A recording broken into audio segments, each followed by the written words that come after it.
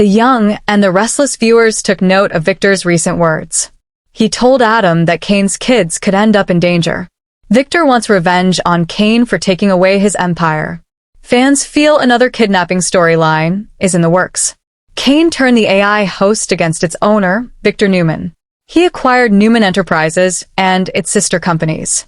Victor is seeking revenge against the billionaire. He warned Kane that his kids could end up in danger.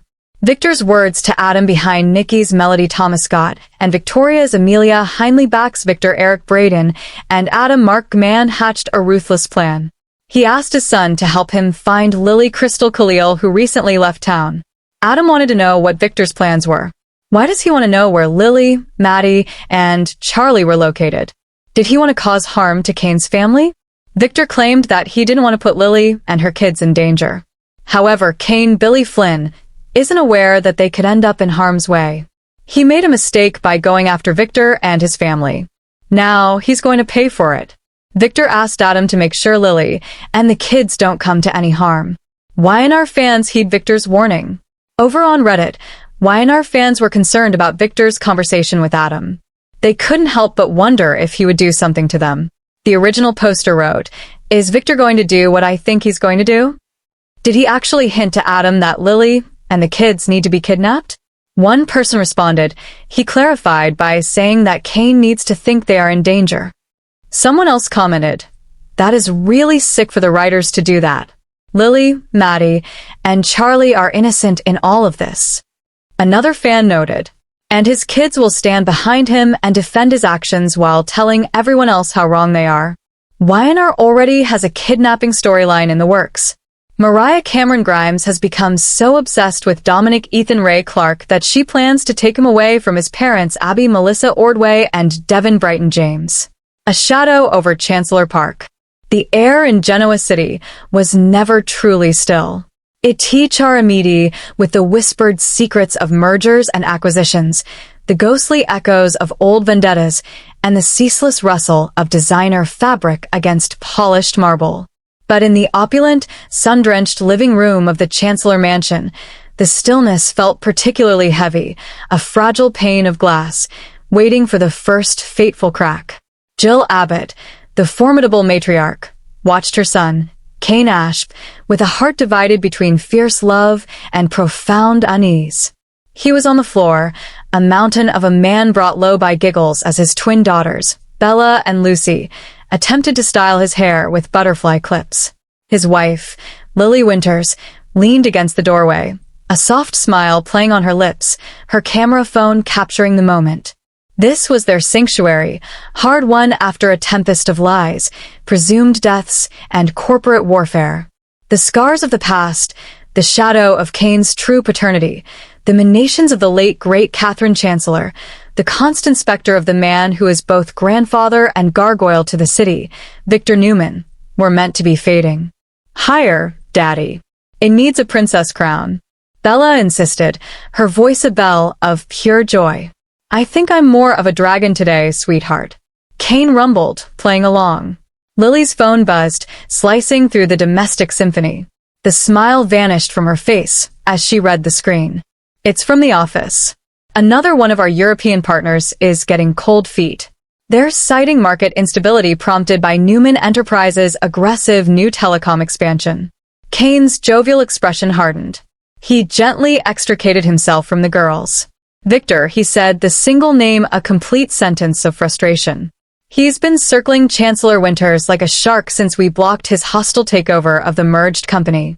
This is just another tactic, Jill."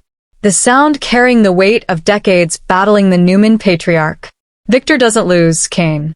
And he especially doesn't lose to people he considers subsidiaries of his own narrative. The unspoken truth hung in the air. To Victor, Kane was a reminder of a tangled past, a living emblem of corporate and familial lines he could not fully control. And Victor's current fury was white-hot. His own empire was fracturing from within. Victoria, his anointed heir, was pushing for a more compassionate, modern vision. Nick was entrenched at Dark Horse, building his own legacy apart from the Newman throne. And Adam was a ghost in the machine, a wild card whose loyalty was perpetually in question. Victor, the great lion, felt his pride slipping away. And a cornered lion is the most dangerous kind. His war room was not a boardroom, but the private study in the Newman Ranch. The walls, lined with trophies of conquered rivals and family portraits fraught with tension, bore witness to his simmering rage. They think they can build a fortress, Victor muttered to his silent confidant, a portrait of his first wife, Julia. Jill with her money, Lily with her winter's resilience, and Cain playing house. They use those children as a shield, a symbol of their perfect, untouchable future. His ice-blue eyes, chips of glacial frost, narrowed. Every fortress has a weakness, and the most vulnerable point is never the wall. It's the heart they keep behind it. Across town at the Grand Phoenix, Adam Newman nursed a scotch, the ice melting unnoticed. He had caught a glimpse of Victor's new security file, accidentally left open on a tablet. It wasn't about stock projections or merger details. It was a dossier on the daily routines of Bella and Lucy Ashp. Nanny schedules, playgroup locations at Chancellor Park, the route their driver took to Little Learners preschool. A cold dread, familiar and oily, settled in Adam's gut. He'd been the weapon, the collateral damage, the sacrificed pawn in Victor's games too many times. He saw the trajectory with horrifying clarity. Victor wouldn't hurt the children physically. That was a line even he wouldn't cross. But he would engineer a scenario where their safety was perceived to be a terrible risk. A scare so profound it would shatter Cain's focus, destabilize Lily, and leave Chancellor Winter's leadership emotionally gutted and vulnerable. Adam's first bitter instinct was self-preservation. Look away. Let the dominoes fall. But the memory of his own son, Connor, and the countless times he'd been used as a pawn in Victor's chess game stirred something rebellious. He sent an anonymous, encrypted message to a secure number he hoped Cain still monitored. Check the perimeter. Even a rose garden has thorns. Cain received it during a tense budget meeting. The color drained from his face. He knew the cadence of danger, the cryptic style of Genoa City's shadow wars. He immediately doubled the family's security, hiring a discreet ex-military detail. Lily was furious and terrified in equal measure. We can't live in a bunker, Cain. They need a normal life. Normal is a luxury we don't have right now, Lily. Not until I figure out who sent this and what they want. Victor observed the increased security with a thin, satisfied smile. Phase 1, he told Nikki, who watched him with increasing alarm. He's reacting. Fear is a leader's worst advisor. Victor, what are you planning? Nikki asked, her voice tight. Those are children. I'm planning to win, Nikki, he stated as if explaining the weather. Everything else is background noise. The stage was set at the annual Chancellor Park Spring Fair, a beloved community event. Sponsored by Chancellor Winters. It was a kaleidoscope of balloons, face-painting booths, pony rides, and the cheerful screams of children on swings. Bella and Lucy in matching sunflower dresses were the center of a joyful orbit flitting from the cotton candy stand to the petting zoo. Their new bulky security detail is stark contrast to the pastel festivities. Victor from a discreet distance watched through binoculars. He wasn't alone. He had enlisted the help of a desperate low-level Chancellor Winters employee named Ross. A man drowning in gambling debt. Ross's job was simple. Create a diversion, a small controlled one. A malfunction in the sound system. A triggered fire alarm at the popcorn cart. Something to cause a sudden panic-inducing noise and commotion. Just a loud bang, Ross, Victor had instructed, his voice chillingly calm. Enough to make people jump to create a moment of chaos. The security will swarm to the girls as they should. It will prove their system works. But the fear, the aftermath that will linger. What Victor didn't know was that Ross, in his own panic, had outsourced the task to a sketchy acquaintance who didn't understand controlled. As Cain lifted Lucy onto a caramel-colored pony and Lily helped Bella choose a glittery tattoo, the planned diversion arrived. It wasn't a popped speaker or a firecracker. It was the loud, terrifying bang of a transformer on a nearby light post overloading and exploding in a shower of sparks. The simultaneous failure of the park's merry-go-round music created a deafening silence for a split second before the screams began. It was far louder, far more dramatic, and far more dangerous than Victor had ever intended. A rain of hot plastic and metal shards sprinkled down near the pony ride. Pure, unadulterated chaos erupted. The ponies spooked. The one Lucy was on reared back.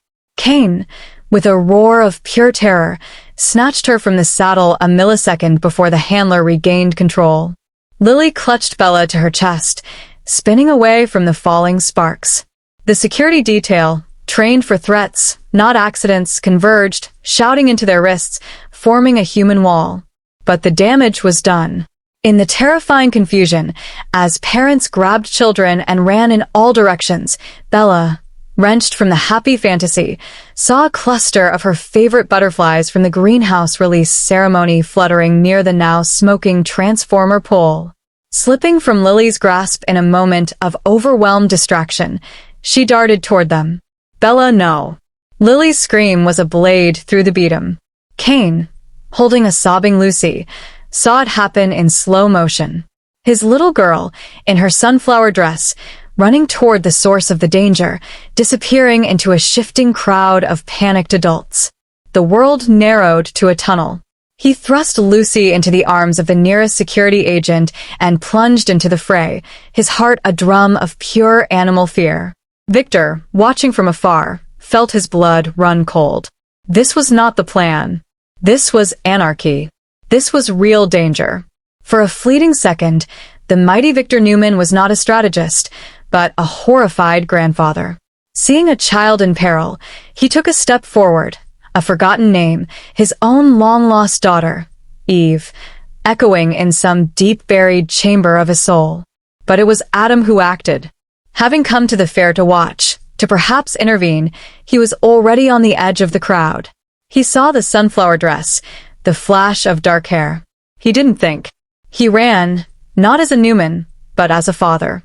He reached Bella just as she stumbled, tears of confusion on her cheeks near the scorched grass. "Hey, kiddo," Adam said, his voice surprisingly gentle as he knelt, blocking her view of the damage. "Those butterflies are pretty fast, huh? Let's go find your dad. He's got this super secret best view for them." He scooped her up, holding her close, and turned to find Cain barreling toward him, his face a mask of apocalyptic rage and relief. For a second, the two men locked eyes. The son, who was always a weapon, and the father, who was now a shield. Cain took Bella, crushing her to his chest, his whole body trembling.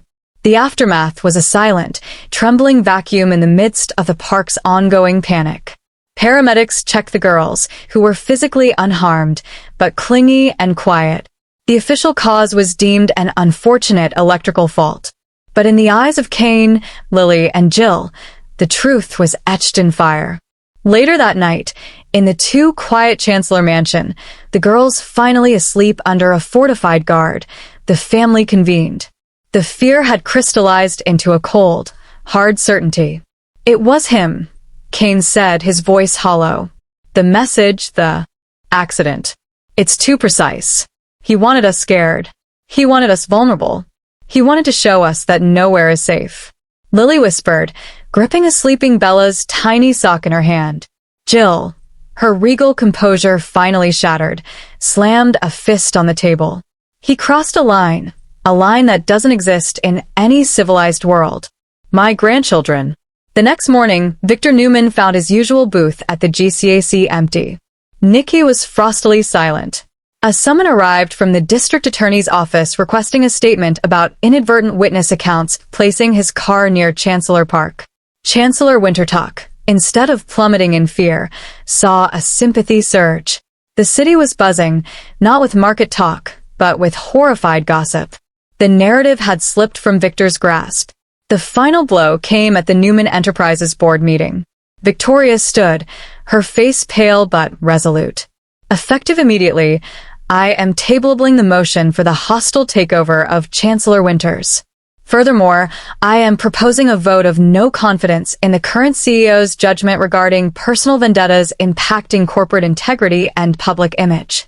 Victor stared at her, not with anger, but with a dawning, horrifying realization. He had not broken Cain's fortress. He had united it, galvanized it with a righteous fury. He had turned public and family sentiment against himself.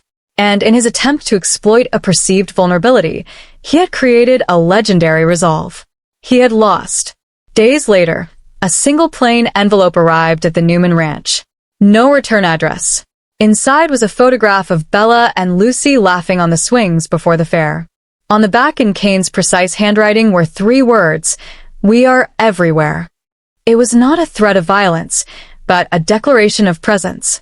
Their love, their family, was the fabric of the city itself. You could not target it without destroying the very world you sought to control. Victor sat alone in his study as night fell on Genoa City. The portrait of Julia seemed to look through him. For the first time, the great game felt empty. The victory he had sought had turned to ash, revealing the terrifying truth. In trying to endanger the future of another man's children, he had finally, irrevocably, endangered his own. The silence in the ranch was absolute, a kingdom built on sand, hearing for the first time the relentless approach of the tide. The story was no longer about a takeover, but about a reckoning. And in Genoa City, reckonings had a way of finding you, no matter how high your walls. What are your thoughts on this storyline involving Victor? Do you think he'll cause harm to Kane's kids? Sound off below in the comments section.